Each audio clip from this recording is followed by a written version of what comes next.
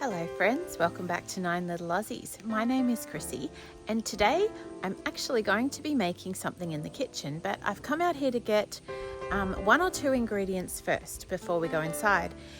As you can hear by my voice, probably I'm a little croaky. We've had some kind of a head cold go through everyone, and I am thinking a lot at the moment about getting ready for winter and having all the remedies I want in the cupboard ready to go, so I don't have to think about that. I last night made a big batch of elderberry syrup.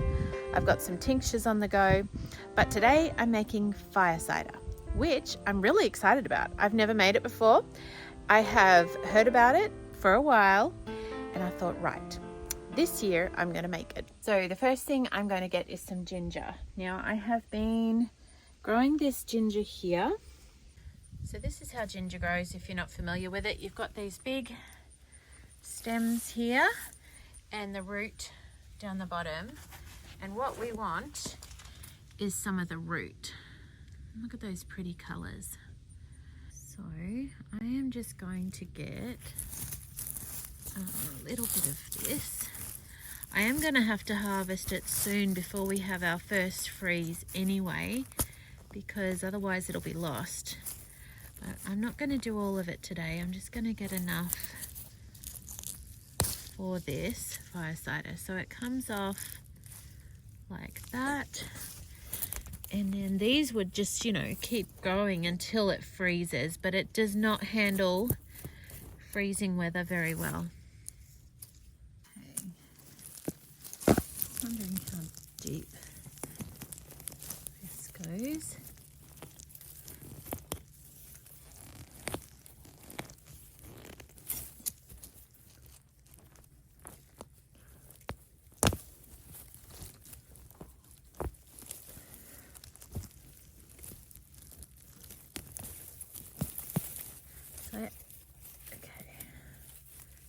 Sending down some nodules, but yeah, okay.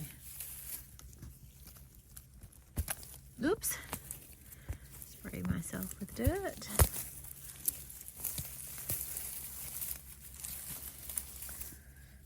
So I need a cup actually, because I'm going to make quite a bit of this. Let me see. I'm thinking that maybe just a little bit more.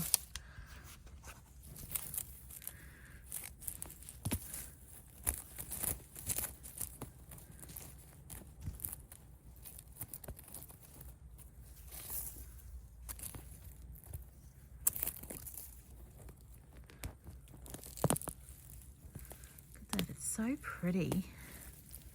Beautiful ginger.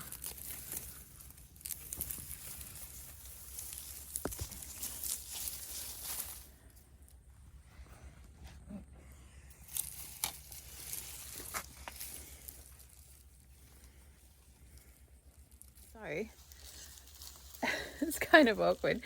I think by the time I wash that and dice it, these long stems, I think that'll come down to about a cup. It's so beautiful. It's actually a shame. It's a very big shame that it's going to die. But what I'm thinking is I might put some in a pot to try and overwinter it inside, or be able to protect it.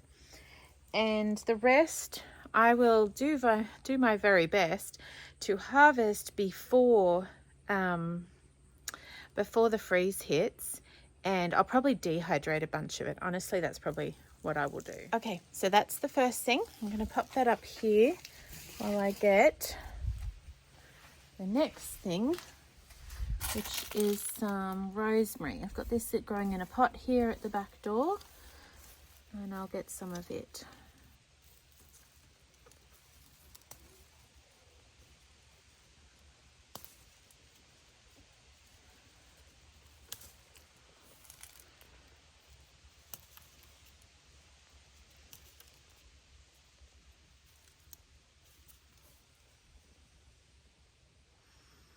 Okay, I've just come around the front of the house to get the last thing I need from out here, which is some thyme. Now my little thyme plant's not very big, so I'm only going to have a little bit of this. I don't want to take too much and stress the plant because it's fairly new, so I'll just take a little bit. These are very, I think they've got, from when I harvested okra, they're sticking together. Okay, that'll be enough. So I've got rosemary, thyme, and my ginger. Okay, I am back inside and we have our ginger root and I have a few other ingredients here. And I'm going to use Melissa K. Norris's recipe for fire cider. Fire cider is not something that I was really familiar with until quite recently, like the last couple of years, maybe last few years. I had heard of it, but didn't really know what it was. I don't think it's really a thing in Australia, unless, I don't know, maybe I just missed that memo. I don't know, but it definitely is here. And it's really just something that has been made for years and years and years, just with pretty normal basic ingredients, as an immune booster in the cold season. So Melissa K. Norris has this recipe on her website, and I'm using that just as a guide because I haven't done it before. But from my understanding, you can pretty much take the base ingredients and chop and change it how you like and add different things in as well. So because this is my first time, I'm just going to go ahead and use her recipe and see what we think of it. And then maybe later I'll tweak it or change things or add things in. But for now, that's what we're going to do. I am going to double it because I have a pretty big family. So instead of making a quart jar, I'm making a half-gallon jar. All right, so I'm going to dice up this onion first.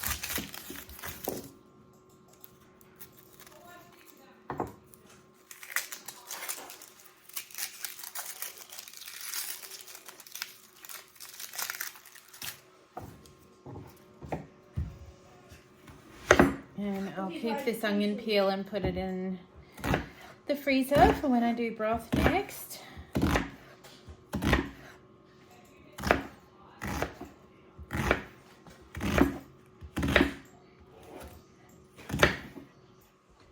Okay, so we've got our chopped onion. I'm going to go ahead and chop up this horseradish root, the garlic. I may even throw this little radish in. I know I said I was following the recipe.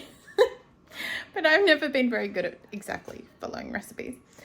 And this came out of the garden this morning, little white radish. And I have these peppers which desperately need using. They've come out of the garden. And I'll clean and cut up the ginger.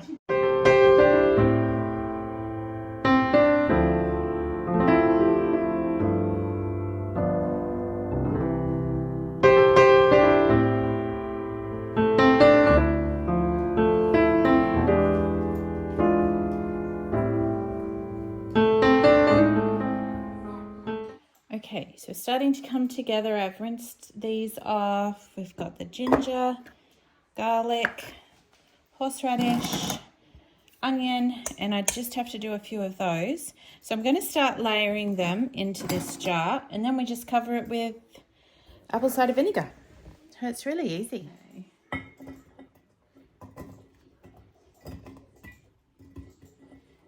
can see why this would be called fire cider. My eyes were watering as I was cutting up onions, and the horseradish is what really started me going. My eyes running. I'm going to put in the horseradish. Now it said a cup, and this is, whoops, I'm dropping it a little bit more than a cup, but that's okay. Like, this is really just a guide from what I understand, from what I've read. Alright, so that, and the ginger.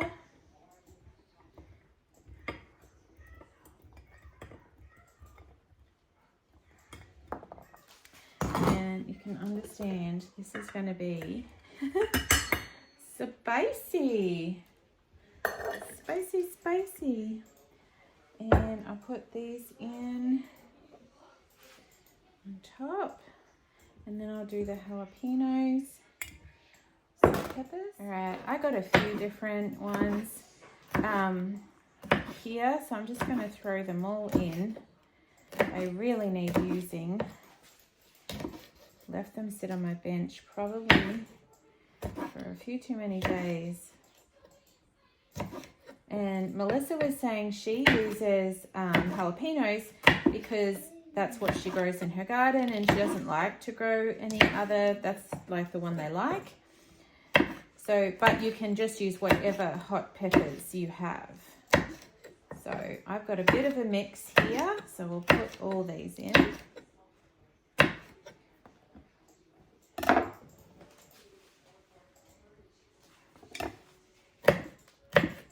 And you keep the seeds in.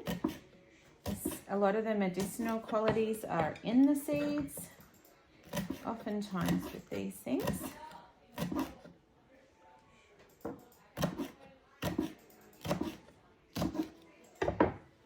Okay, so we've got our layers here, and I'm just going to pour over the, this is just apple cider vinegar. This one's organic with the mother. Raw and unfiltered is what you want, including the mother.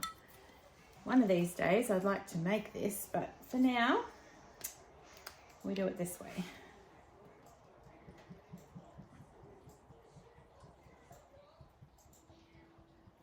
It's really pretty, this jar, full of goodness. Phew, can just imagine the heat in this thing. So we want to totally cover. So look, oh, it's the perfect amount. I didn't know if I'd need more than one jar. Perfect amount, one bottle. All right, so put the lid on, and that's it there. Now, one thing that Melissa did say in the instructions was you may need to put a weight on there to sort of push it down and keep it under the vinegar. And I am just thinking, because I don't have any of those weights, but I've got an extra pepper, which could just be discarded afterwards. Yeah, I don't know if it's going to be the right size. Maybe if I use 2. There you go. I reckon that'll work. I've just put 2 of those. I think they're poblano peppers, someone told me. But I'm going to use those just to push that down so that everything else, where am I? So those are going to stay there so that everything else stays below the vinegar. So that needs to steep like that for 2 to 4 weeks, and then we strain it off and keep the liquid as the remedy. But isn't that cool? I'm so excited to have made that. Finally, I've been wanting to do that. So I'm going to put it in my larder and keep it there. And I think you shake it every now and then. So we'll give it a shake a few times a week, and down the track I will strain it. Okay friends, thanks for joining me in my little kitchen as we make this fire cider. I'm very excited to see how it goes, and I will let you know. I'll keep you posted. Sunshine and raindrops. We'll see you soon.